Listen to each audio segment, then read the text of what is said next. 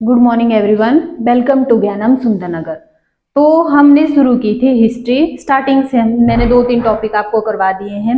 जैसे हमने पढ़ लिया है इतिहास के स्रोत, प्राचीन इतिहास के स्रोत, कहाँ कहाँ से हमें जानकारी मिली कि ये हुआ था हिस्ट्री में। उसके बाद हमने किया था सिंधु सभ्यता, सिंधु सभ्यता के बारे में पूरी जानकारी।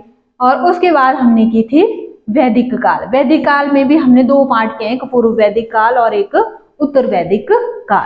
तो उसके बाद आज हम शुरू करेंगे जैन धर्म, जैन धर्म और बौद्ध धर्म। तो पहले जैन धर्म। तो जो जैन धर्म है, सबसे पहले इसकी पृष्ठभूमि, मतलब इसमें कितने संस्थापक गुरु थे।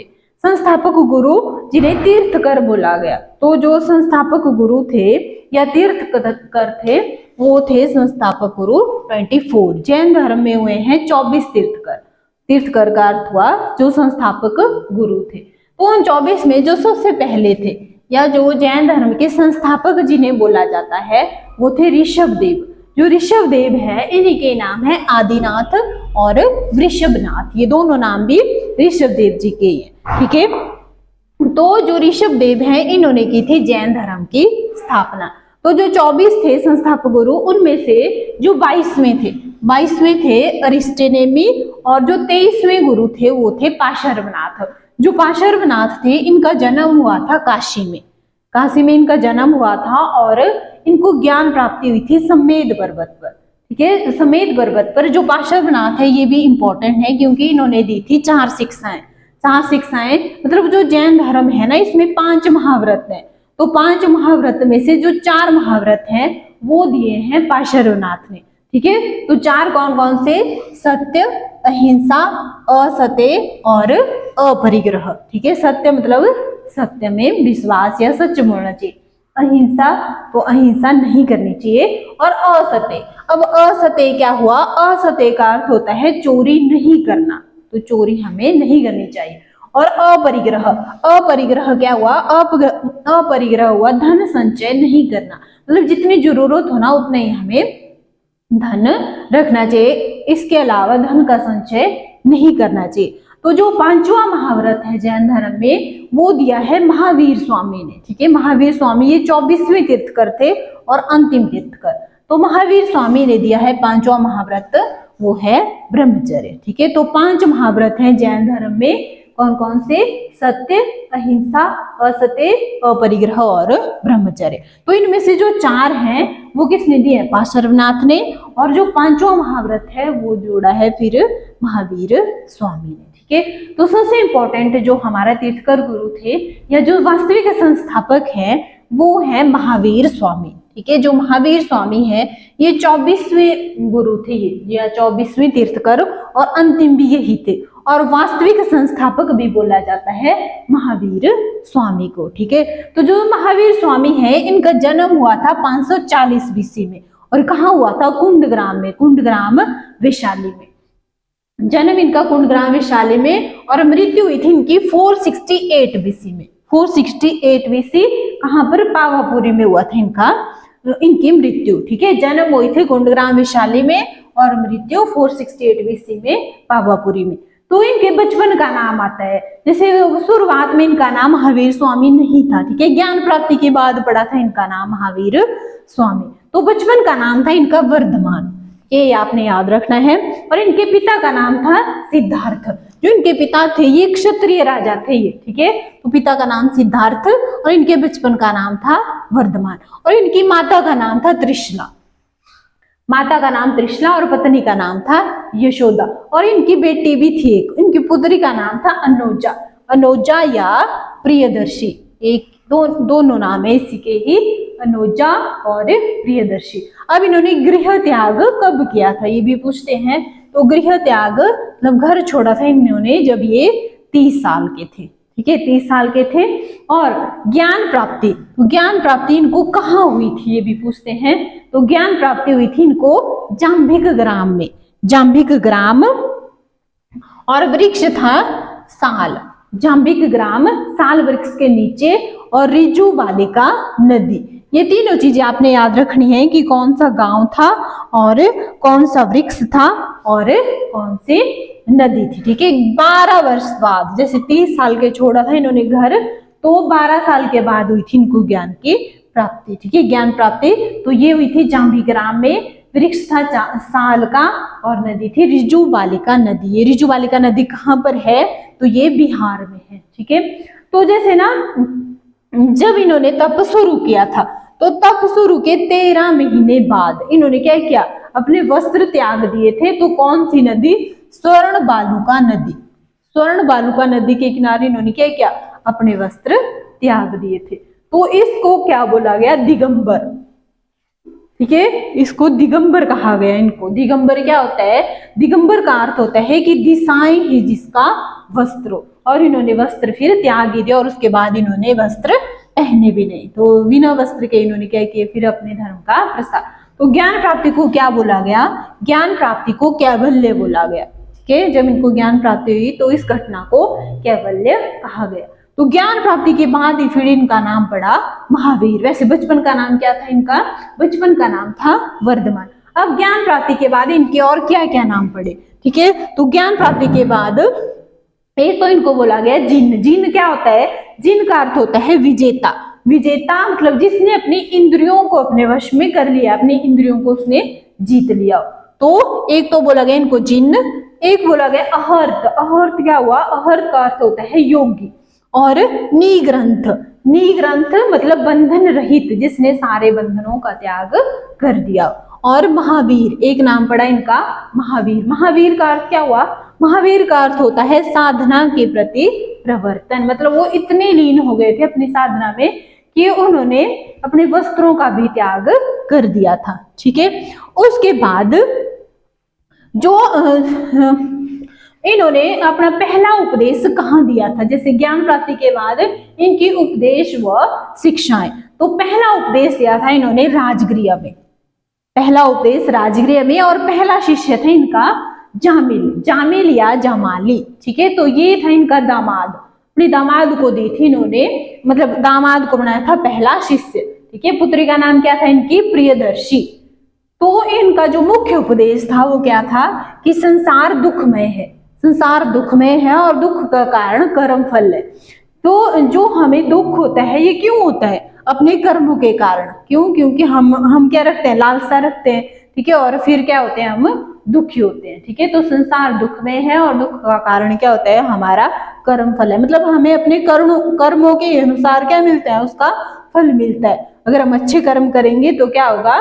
हमें दुख नहीं होगा। अगर हम बुरे कर्म करते हैं तब क्या होगा? हमें दुख। तो संसार क्या है? दुख में है, और दुख का कारण हमारे कर्म फल ही होते हैं। तो ये था इनका मुख्य उपदेश। ठीक है, तो इन्होंने त्रिरत्न का मार्ग भी दिया है कि दुख को दूर करने का जो मार्ग है। ठीक है, तो त्रिरत्न का मार्ग, तो त्रिरत्न में जो इनका पहला था वो था सम्यक दर्शन। ठीक है, सम्यक दर्शन क्या होता है? कि सत्य में विश्वास, हमें सत्य में विश्वास करना चाहिए। ठीक है, दूसरा है सम्यक ज्ञान। सम्यक ज्ञान क्या हुआ? वास्तविक ज्ञान। ठीक है, और तीसरा है सम्यक आचरण। सम्यक आचरण क्या हुआ? कि सुख दुख में समान भाव। मतलब अगर हमें दुख है तो उसमें ज्यादा दुखी नहीं होना है। ठीक है, और हमें अगर हमारे जीवन में सुख है तो उसमें भी हमें ज्यादा मतलब अभिमान नहीं करना है कि हम बहुत सुखी हैं। मतलब दोनों में क्या रखना है? हमें समान भाव, चाहे दुख हो चाहे सुख हो, हमें एक समान भाव रखना चाहिए।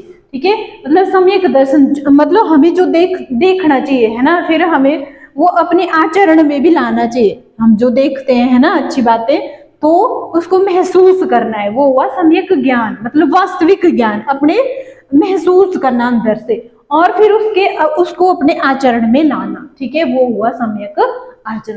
तो ये थे जैन धर्म के त्रिरत्न। ठीक है, सम्यक दर्शन, सम्यक ज्ञान और सम्यक आचरण। के उसके बाद है जैन सभाएं। तो दो हुई है मेन जैन सभाएं। तो कौन कौन सी? फर्स्ट जो पहली जैन सभा हुई थी वो हुई थी पाटलिपुत्र में। पाटलिपुत्र कहाँ है? पटना, बिहार में। तो जो पाटलिपुत्र में हुई थी वो हुई थी 4th BC में। 4th BC में, और अध्यक्ष थे इसके स्थूलभद्र। और जो दूसरी जैन सभा हुई है वो हुई थी बल्लभी में, बल्लभी गुजरात में, और ये हुई थी लगभग 6th AD में। और इनके जो अध्यक्ष थे वो थे देवर्धि क्षमा श्रवण, ठीक है, क्षमा श्रवण। तो ये हुई थी 2 जैन सभाएं, पहली पाटलिपुत्र में और दूसरी वल्लभी गुजरात में, ठीक है। उसके बाद जो महावीर स्वामी थे उन्होंने एक संघ की स्थापना की थी, ठीक है, संघ की स्थापना की और इसमें 11 अनुयायी थे, ठीक है, और इन 11 अनुयायियों को बोला गया गणधर, ठीक है। तो ये भी आपने याद रखना है, जो संघ में जो 11 अनुयायी थे उनको गणधर कहा गया। फिर क्या हुआ, महावीर की मृत्यु। तो महावीर की मृत्यु के बाद, कब हुई थी महावीर की मृत्यु, ये हुई थी 468 BC में, ठीक है। तो इनकी मृत्यु के बाद क्या हुआ, इनकी मृत्यु के बाद सुधर्मन बना था संघ का प्रमुख, ठीक है, सुधर्मन संघ का प्रमुख बना। फिर क्या हुआ था, जो जैन धर्म है ये 2 भागों में बंट गया था उनकी मृत्यु के बाद। तो एक तो हो गया श्वेतांबर, ठीक है, एक पार्ट जैन धर्म का और दूसरा दिगंबर, ठीक है, श्वेतांबर और दिगंबर। तो जो श्वेतांबर था इसमें बदलाव को स्वीकार कर लिया, ठीक है, लेकिन जो दिगंबर वाले थे उन्होंने बदलाव को स्वीकार नहीं किया। मतलब कि श्वेतांबर वालों का मानना था कि जैसे जो महावीर हैं वो ज्ञान दे रहे थे, हम उनके अनुसार ज्ञान का, अपने धर्म का प्रचार करेंगे, लेकिन इन्होंने थोड़े बदलाव को, जो दिगंबर वाले हैं उन्होंने बदलाव को स्वीकार नहीं किया, जो श्वेतांबर वाले हैं इन्होंने बदलाव को स्वीकार किया। तो जो श्वेतांबर थे इनका अध्यक्ष था स्थूलभद्र और जो दिगंबर थे इनका अध्यक्ष था भद्रबाहु, ठीक है। तो जो श्वेतांबर वाले थे ये पहनते थे श्वेत वस्त्र, ठीक है, लेकिन जो दिगंबर वाले थे वो वस्त्र नहीं पहनते थे। श्वेतांबर वाले मूर्ति पूजा में विश्वास रखते थे, मतलब वो महावीर स्वामी को भगवान मानते थे, लेकिन जो दिगंबर वाले थे वो मूर्ति पूजा में विश्वास नहीं रखते थे। मतलब इनके अनुसार जो महावीर थे एक सामान्य पुरुष थे, ठीक है, ये उनको भगवान नहीं मानते थे। और जो श्वेतांबर वाले थे इनका मानना था कि स्त्रियों के लिए भी मोक्ष संभव है, लेकिन जो दिगंबर था, वो दिगंबर वाले थे, उनका मानना था कि स्त्रियों के लिए मोक्ष संभव नहीं है, क्योंकि स्त्रियां इतने कठिन तप वो नहीं कर सकती, ठीक है। तो ये हो गए 2 पार्ट जैन धर्म के, एक श्वेतांबर और एक दिगंबर, ठीक है। तो उसके बाद कुछ प्रतीक चिन्ह थे, जो तीर्थकर थे, उनके जो प्रमुख तीर्थकर थे उनके प्रतीक चिन्ह, उनके लोगो, ठीक है। तो फर्स्ट जो ऋषभ देव का प्रतीक चिन्ह था बैल और वृषभ, ठीक है। और जो अजीतनाथ का था हाथी, और पाशर्वनाथ का था सर्प या सांप, और महावीर स्वामी का प्रतीक चिन्ह था सिंह, ठीक है। तो ये हो गए इनके प्रतीक चिन्ह, ये भी आपने याद रखने हैं, ठीक है। फिर उसके बाद आता है जैन साहित्य। तो जो जैन साहित्य है इसकी जो भाषा थी ये आपने याद रखनी है, भाषा थी इनकी अर्धमागधी या प्राकृत। तो जो कुछ मेन जो पुस्तकें हैं वो मैं आपको बता देती हूँ।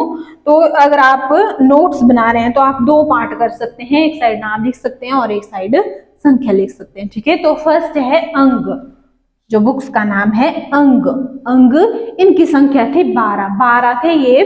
तो इनमें क्या है, इनमें है जो जैन सिद्धांत है, जैन सिद्धांतों का वर्णन ये किसमें है, अंग में। दूसरे है उपांग, इनकी संख्या भी कितनी है, 12, और इनमें क्या है, अंग का विस्तार, मतलब जो अंग है और डिटेल में लिखा गया है उपांग में, ठीक है। तीसरा है प्रकीर्ण, इनकी संख्या कितनी है, 10। तो इसमें क्या है, इसमें है ग्रंथों का विश्लेषण।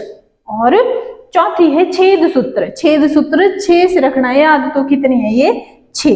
तो इसमें क्या है, जो भिक्षुक हैं या भिक्षुणियां थी उनके नियमों का वर्णन है इनमें 6 सूत्र में। और 5वीं है मूल सूत्र की संख्या है 4, और इसमें भी क्या है, इसमें भी भिक्षुओं और भिक्षुणियों के नियमों का वर्णन, ठीक है। तो ये 5 थी मेन, अंग, उपांग, प्रकीर्ण, छेद सूत्र और मूल सूत्र, ठीक है। इसके अलावा जो 2 किताबें थी और जो आप पढ़ सकते हैं, एक थी भगवती सूत्र और एक कल्प सूत्र, ठीक है, भद्रबाहु ने ये लिखी है। तो जो भगवती सूत्र है इसमें क्या है, जो जैन मुनि और महावीर स्वामी उनके जीवन चरित्र का वर्णन है भगवती सूत्र में। और जो कल्प सूत्र है इसमें है जैन धर्म का जो प्रारंभिक इतिहास है उसका वर्णन है कल्प सूत्र में, ठीक है। तो इसके बाद कुछ और पॉइंट जो बच गए तो वो है जैसे इस टाइम क्या हुआ, जो जैन धर्म है ना इसमें मथुरा शैली का विकास हुआ था, ये आपने याद रखना है। और जो मंदिर है, दो मंदिर है, एक खजुराहो मंदिर, ये आपने नाम भी सुना होगा। जो खजुराहो मंदिर है वो कहाँ है, मध्य प्रदेश में है ये, और ये हिंदू और जैन धर्म से संबंधित है खजुराहो मंदिर, ठीक है। तो जो ये पूछा जाता है कि खजुराहो मंदिर बनवाया किसने था, ये तो ये बनवाया था चंदेल शासकों ने। और एक मंदिर है दिलवाड़ा जैन मंदिर, दिलवाड़ा जैन मंदिर ये माउंट आबू राजस्थान में है ये, तो ये भी किससे संबंधित है, जैन धर्म से संबंधित है ये, और ये बनवाया था सोलंकी शासकों ने, ठीक है।